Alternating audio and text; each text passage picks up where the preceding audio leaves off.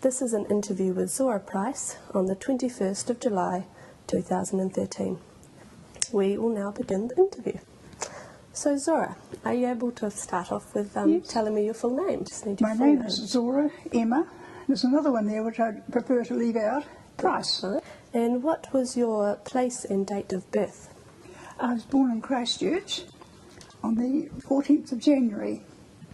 It was actually 2.5 minutes to midnight, but my parents had the choice of either making it the 13th or the 14th, and of course the superstitious grandmother said, "You're not going to have a child that was born on the 13th, you've got to register that child on the 14th. So I'm the 14th of January, but I'm not really the 14th. You're not really? No, I'm the 13th, but I'm the 14th, and I registered that. That's quite an interesting story to start off with. So if we could start with your background in fashion and how you came to work and become interested in that area. Well, as a child I had always been interested in making my dolls' clothes. We had big celluloid dolls in those days, quite nearly life-size ones, and I always used to enjoy making clothes for my dolls. Yes. And we used to have these big celluloid dolls in those days, which you never see now. And I used to have an old pram, which I used to rig up, used to put shades over it, and I used to trot around the farm at home with this. And I think people thought I was a bit dotty, but I knew I wasn't. I knew where I was going. And but used to thoroughly enjoy in my fantasy what I was doing there. You need a lot of imagination for fashion, and a lot of it is fantasy. And that's where you get there, I think, you know. Yeah, yeah. So when you started sort of working in fashion, you did some training. What training was that? Well, let me think now.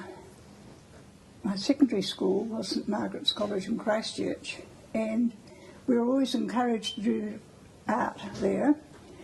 And then I decided that I couldn't make up my mind whether to be an occupational therapist or I could be a homecraft teacher. And I'd worked it out that I could be, if I did the homecraft, I could then make the choice between occupational therapy and homecraft, because you had to be 21 before you went to Silverstream to train for occupational therapy. And I just trained for the homecraft, and that was it. I didn't want to go anywhere else. I was very happy with what I was doing. And my first position was at Christchurch Girls High School, which had a very high standard, and I stayed there for about 3 years, and then I thought about time I had a family. Can you recall what sort of time frame this was? Oh, it was back in the 1953, 54, 55, around about there. And there'd be a lot of girls in Christchurch that were listening to me. "Oh, that old girl, she taught me." A lot of them, they still come up to the street and, "Oh, you taught me at school." And I look at them and I thought, "Yes, I know what you are." And I could reel off the name like that. I have a good memory for some things, but I'm afraid it's dying a bit now with old age. So that was in the 50s that you started to work as a dressmaker? 52, 53, 54, getting on towards 55. So you're working for almost 2 decades until quite a while, the 1970s? Yes. I went on working longer than that because I was then able to work on a Saturday. We were allowed to work on Saturdays at Hagley Community College, and that's where I was appointed. And I used to do a Saturday job there, and that meant that I kept going and kept going and just kept going. You just keep going. That's all it was about it, you know. Okay, we've just got a little bit of background noise. Okay, we're recording again. We're on to track 3 now. And so we've just talked about your background and how you came to work in the fashion industry. Well, I didn't actually work. I was a teacher. So you consider yourself a teacher? I'm a teacher. I've never worked in industry at all. Okay. No. When do you consider your dressmaking work as part of the fashion industry, or you don't? Yes, it was. Okay. I worked at home always. Yeah. And I've never worked in industry. I've always been a teacher. I see. And I used to drive myself nutty with, working all hours of the night and getting up And it's here that I like to pay a tribute to my husband, Bill, who used to leave me in bed to sleep while he got up and got the girls away to breakfast, to the breakfast, and got them away to school. Yes. And he really was a darling for that. It was great. But he's gone and with us no longer. What else I was going to say about it? I've forgotten what I was going to say about that. About working as a dressmaker? Well, I know I didn't ever work in industry. I always worked at home. Yes. And that gave me the freedom to be, when I felt like working, I would work. And sometimes I would work sometimes at 2 or 3 in the morning. And then I'd be as dopey in the morning. I could never get up in the morning. And Bill would very kindly leave her in bed to sleep it all out. And the girls would be the same. I think they knew how to leave me in bed so I could sleep. And then I'd get up when I was ready and go on with my sewing. Yes. Or sewing for people. But I didn't ever work in industry. I was always self-employed. Yes. Okay. There are lots of people, even now, they'll walk around the streets of Christchurch because I don't live in there now. Oh, you made my wedding pot. You made my wedding pot. They'll often say to me, oh, I know who you are. Oh, God. You nicked that out. That's lovely. So, can you set the scene for me a bit on what it was like in the 1970s in Christchurch and being a dressmaker and teaching, if you can recall that sort of period? Well, it was just normal, really, than anything.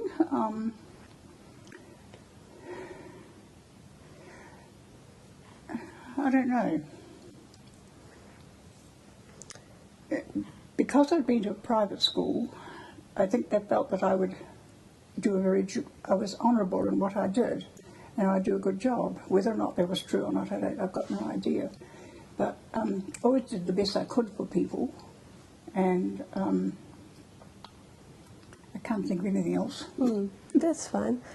So we can either move straight to talking about the garments and outfits, or if you wanted to talk about any of your experiences with Benchland and Hedges, with the Clothing Textile Institute, with some of the stores around Christchurch who were selling fabric and trims at the time. We can either talk through the garments or... Yes, well, I've a good friend of the remnant bin at Ballantyne's. Really, they used to have the most wonderful fabrics in their remnant bin, and I was a constant sorted through those, and that was where I started and where I got a lot of my fabrics from, because they had beautiful quality fabrics, Ballantyne's did. And then, let me think, what's the question? So we talked about Ballantyne's, and you enjoyed the remnant bin. Did you get a lot of McLeod's? trim McLeod's material? fabrics we used to get from McLeod's were lovely. They're not there any longer. But they had lovely fabrics too, and there was another one further in Colombo Street. I can't remember what his name was. Were they specifically dress fabrics? Or did Yes, it was specifically dress fabrics, yes. Occasionally they would possibly have furnishings, but nearly all it was dress fabrics. And they were lovely fabrics, Ballantyne's were. They really knew how to buy good fabrics. And occasionally people would ring me up from Bell and say, we've got a new lot in our remnant bin, do you want to come and have a look at them? So I said, well, don't put them out yet, I'm not going to come in until tomorrow. I'll be in there first thing in the morning. And they used to open at 8:30 in the morning, and I'd be in outside, I'd put my parking meter in, and away I go. And I used to love going into Ballantyne's, it was great. So you had some good connections with those retailers? Oh, yes, they were very kind to me. I thought they were very kind indeed. Yeah, yeah, that's lovely. Okay, how about we start with one of these lovely outfits. I'll put up this one here. Cool.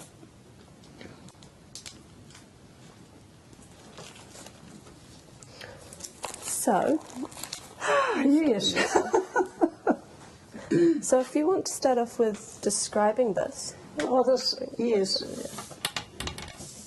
This is a jumpsuit that I had, this green jumpsuit. And I used to have the slots on the sides up to the top of the hip. So these are diamond shape. Yes, diamond shapes. Yeah. And my husband said, you need to get those further up. I said, I can't have those further up. She said, I've got bare skin through there. I said, that doesn't matter. Just yoke your pants up a bit further, you'll be right. So I was. So that's what I did with those. This was a favourite for many years, this one was. And a green jumpsuit, yes. So it's a zip up the front. A zip up the front, yes. And of course you had to go to the toilet. So I Yep. had another zip further down, but I must... Oh, not on this one, that was another. Yes, I must have taken it out because it saved getting undressed. See, a lot of the parties we went to were out in the country, and I'd be sitting there with nothing on, doing my wheeze on this country loo, and I thought, well, I know what I'll do. I'll put a zip through the crotch part, and that's what I did. For quite a few of them, I've got the zips through there. That meant I could have a piece through the hole, and it meant I could stay with my clothing on. A very inventive person, I really am. That's very clever. So, yes. So what fabric is this one? Now, this one is a wool jersey with a lyrics thread through it. It's wool jersey, yes.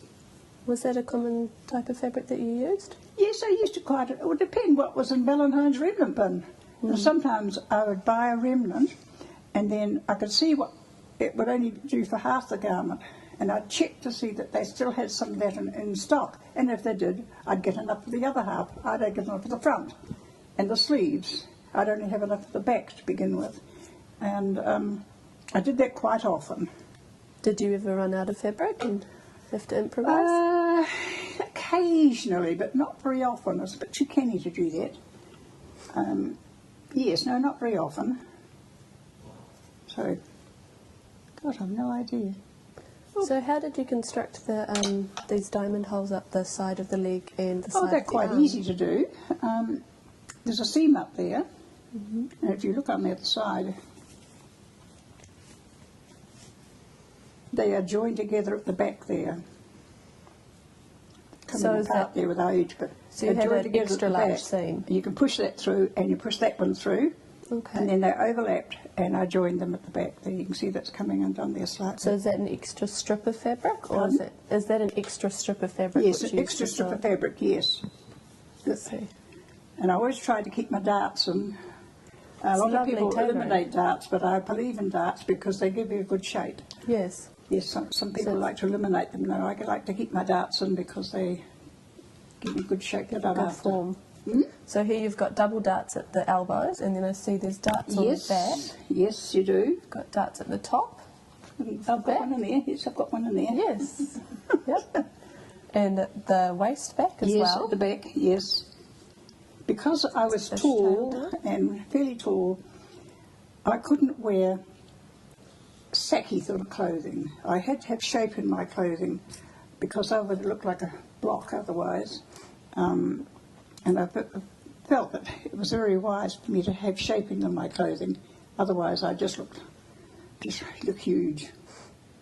And I wasn't really huge, but I felt huge. You know, you do feel it. Everybody feels huge when they've got a bit they don't want to see. So, for instance, the bottom or what might be, I think it's huge, but it's not really. It's in proportion. So this was created for yourself? This garment you created for yourself? Yes. Was it for a particular event? No, just because I felt like it. And can you recall what you may have worn it to? Oh, lots and lots of balls like this. We used to go to quite a few balls and parties in those days. Many more than what there are now. Every firm used to have a ball, and because they don't have them now. And I had lots of friends. We invited us. We went to those, and we used to thoroughly enjoy ourselves. It was great. So in the 70s, women wore a lot of, didn't just wear dresses to balls and things like that. No, they would wear these long hat suits. So this is timeless, this thing. You can Yes. wear it anywhere, any time at all. It's because, basically, it's what I could call good design. And you could wear it anywhere. And it would be very eye-catching, you see. So, this dear old thing, goodness me.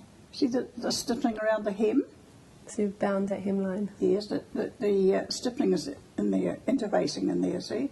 So is that to That gives you a firmness around the hem. It makes it keep its shape. Yes. And these little trims here. You use a lot of trims in your garments. Yes, I did. I used to get my trims from Used to be in place in Columbus Street, or used to be Dress Sundries I get them from. What was it called, sorry? Dress Sundries.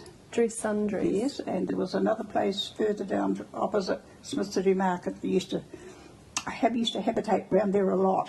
Get Yes. on the bus and down I'd go, and then get on the bus back again. And the bus, well, luckily for me, used to go straight through from Cashmere through to right through St Albans Park, I think, was the area which I lived, and it used to be very handy because I'd just hop on, stay on, and come back and go back and do what I need to do when I got my bits that I needed. Yes. So It's lovely. So you can see that's had quite a life, that. and it's lasted very well. Yes, it has. Oh, thank you. There's the tie. So that tie's separate. Yeah, well, yes, it goes round if you want to. So you can wear it around the waist or... Yes. Now, Can you remember where you got this fabric? You said probably from Valentine's? it or- would be Valentine's, yes, from the remnant bin. Yeah. And up for the front of it, and I go back and see if there's enough for the rest of it, and I'll buy it then. If there wasn't enough for the rest of it, well, I'd either make something else or leave it behind. And these cutouts, do you know if they have a specific name, the technique of that? Or They're diamond cutouts, I think. Yeah. Diamond shape. and do you remember if you learnt that technique or if you learnt the technique of cutting that out, or if that's something you... Oh, I don't just know. My husband had a tried very out? good idea for fashion. He was very, very helpful. And he used to say, you need it up to there. Oh, I said, I can't wear it up to there. He says, yes, you do. So I used to do as he told, and he was right. And if you've got if you ever doubt what your husband says, do as he says. He's always right. All right, so shall we move along and onto this black dress here. Oh, yes. Okay. Yes, that one, that was cotton velveteen. Cotton velveteen. It's cotton velveteen with this red lining, yes. And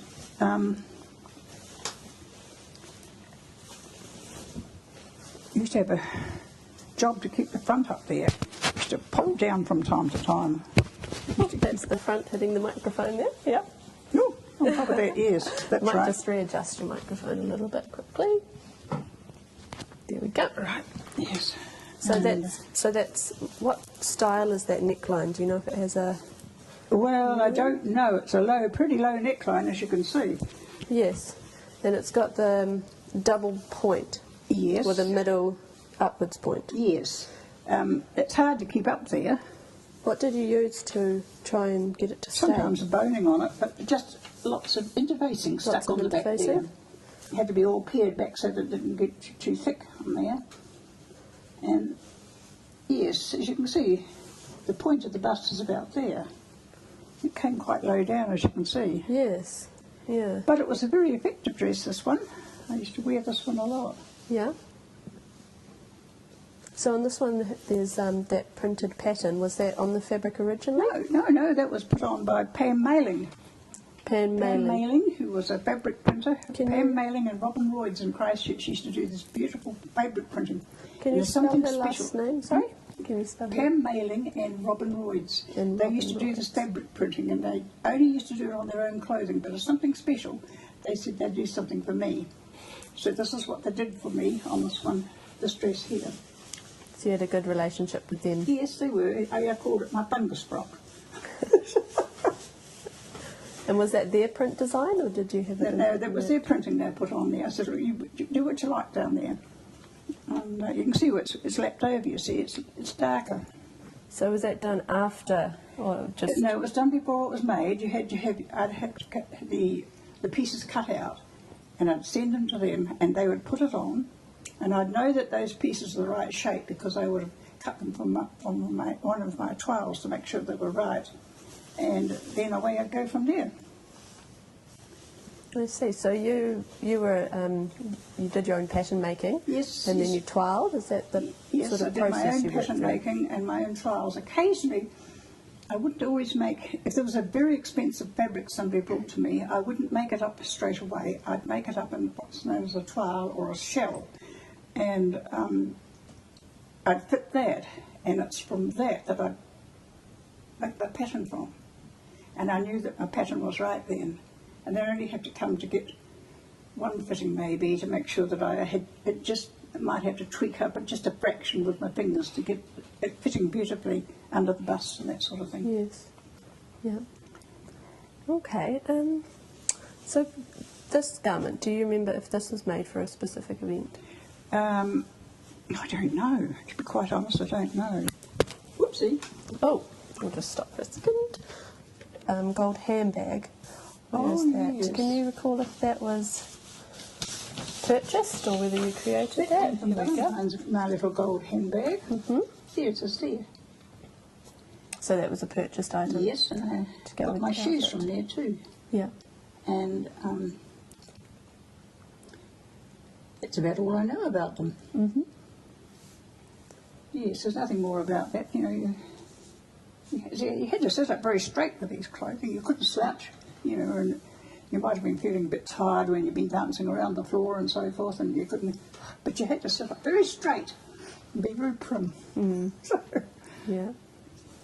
And what did you wear this? That was in the competition, yes. the institute. Did you wear it at Yes, the I wore that. judging? Yes, or that's the- right. Yes, they weren't judged or anything like that. No.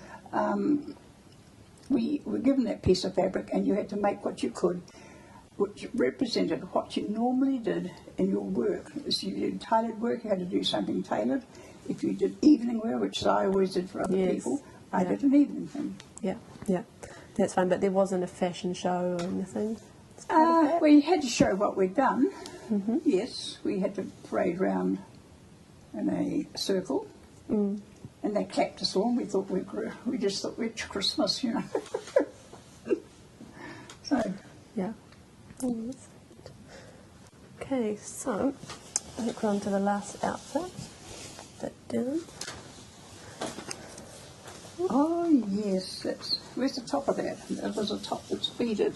It's just here. That's it there, yes. These are sit-up straight jobs. You can't slouch in these at all. Right, thank you. You have to sit up really straight when you wear these. So you can describe that one? Well, it's silver lame, Mm-hmm. and it has a lovely soft velveteen lining. So is that a sort of a cotton velveteen on the So inside? that my nipples didn't show. I didn't want them to show through there. It's a scratchy fabric, isn't Yeah, it? scratchy fabric, and that Yeah. would make them stick out. I didn't want that. So, and then I embroidered the straps so that it matched my pink stole. You embroidered the beads on the straps? Yes, yes. So that was originally a plain silver trim? Yes, it's a plain silver trim. And I put the beads on it. So, Oh, be careful of the microphone, we just oh yes, a bit nice. hear that scratchy fabric against the I've mic. got a dart down there. It was a great one for putting darts into there so people couldn't peek round the corner. You've got two darts in there as well, don't you? Quite likely. Yes. Yeah, that's side seam. Yeah. That's the side seam. Oh, that's the back. Have got you right? Yes, I've had two darts in there. Now, one was the side seam, I think. Oh, is that? No, there isn't a full side seam. The side seam's No. round at the back, isn't there? Oh, that's the back, yes. Yes, Yeah. there's two darts there. Yeah. And every time you put a dart in, it makes a shape. So you have to, Curve it. yes, you have to curve it. But this one here, you've left the point, which is a design feature. Yes, it's part of the design, so that came down like that. Mm. And that adds the eye appeal. Oh, that's not rounded, that's triangular, that is. Mm. So what sort of beading, if we talk about these beads again? Yes, those beads are have we bugle got here? beads. Now these are pearls, and these are seed beads. Those ones in the centre, those are seed beads. Those are pearls, and these are brilliants, which they've faded. So they're like diamante. Yes, the diamante. Yes, diamante brilliant. That was quite brilliant when it was new. Mm. And then in the middle we've got sequin flowers. Yes. And then Yes. in the circular sequin as well. I was able to get all those things in those days. I don't know whether you can get them now. I just don't know. Whenever I went anywhere, I was always on snuffling around haberdashery areas where they had reject stuff or whatever it might be, and I'd be able to use it somehow. So you have quite a collection of those at home. I used to, but I don't know Beads what I've done with them. I haven't a clue. I haven't a clue. Don't know what I've done with them. No. Did you used to have them all in Yes, I used to have them all in little boxes. little boxes? Little, it was divided into about half a dozen bits that had divisions across, but I'd take the cross divisions out and have them in lengths. So I'd stick it around my finger, and then when doing it, during the beading, I used to sit on the floor with a saucer full of beads, and I'd sit on the floor because if I upset it, it wouldn't go any further. That's the whole thing. When you upset a saucer of beads, they just go everywhere. I'd done it, so I knew. So then, usually little moisture on your finger, and you put your finger in the beads, and they stick to the moisture of your finger, and you pick them up with your thread. Again, like this. It takes ages to do it. You've got to be very patient and very tolerant, which is what I am, and you get there eventually. So, Yes.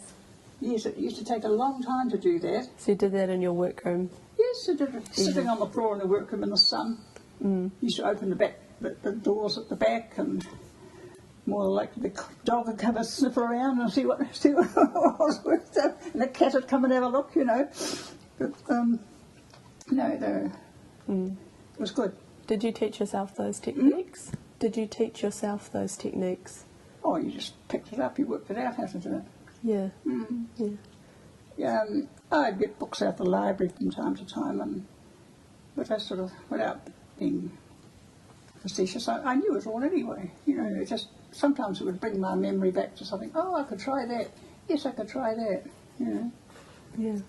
So that's something you really enjoyed. It's a lot of beading in your... Oh, yes, I did. It was very effective, very lovely indeed. 9 times out of 10, it would absolutely pour with rain. Oh. That was the disappointing thing about it. You have these beautiful bridal dresses with the beautiful beading on them, and it would be pouring with rain. At least the feel like beading's going a great big waterproof. plastic thing over them. Oh, gosh. So this garment here was a skirt and a skirt and a top. Yes. But it looked like a complete dress. Yes, when it worn. did. Yes. So we've got the skirt here. I don't know how Did the this have small any waist like slits that. or this one didn't have slits, no? You've got the bottom part. Here's the top part here. Yeah, so it's got a satin lining in this one. Here we are. Yeah. What's that at the waistband? What's it? Is that That's just elastic? action waist. Okay. And it stretched, so it fitted. See, when it stretched, it fitted my waist beautifully. And did you wear? Can you recall if you wore the top tucked in or? No, the top. Out? Yes, the top tucked in. The top tucked in. Yes. Not out over the top. Only ladies with pot tummies had over the outside. I didn't have a pot tummy, so I had it inside. Yeah. Had it nipped in. Yes, yes, it did. See, it's not a very big waist, is it, for somebody my height? So the complete outfit was with this. Is it mohair? It's That's mohair. Yes, that's beautiful mohair. Got sort of a mohair mohair, yes. scarf. Yes, shawl. And was that a purchased item? Yes, it was. It was purchased, just a minute. And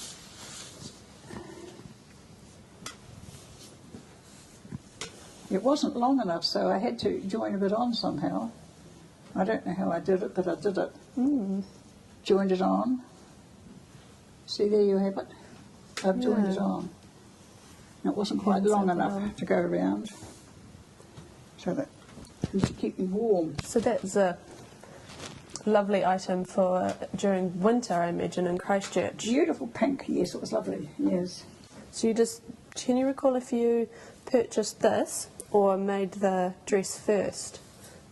How you decided to connect the two? I don't know which was first. No, No? I got that to go with that. because I felt that was a bit bare to go home in the motor car later. Yes. Thank you, Nick. Okay. Great. So, we've worked through all of the garments. Is there anything else you'd like to talk about or add? Oh, I don't know.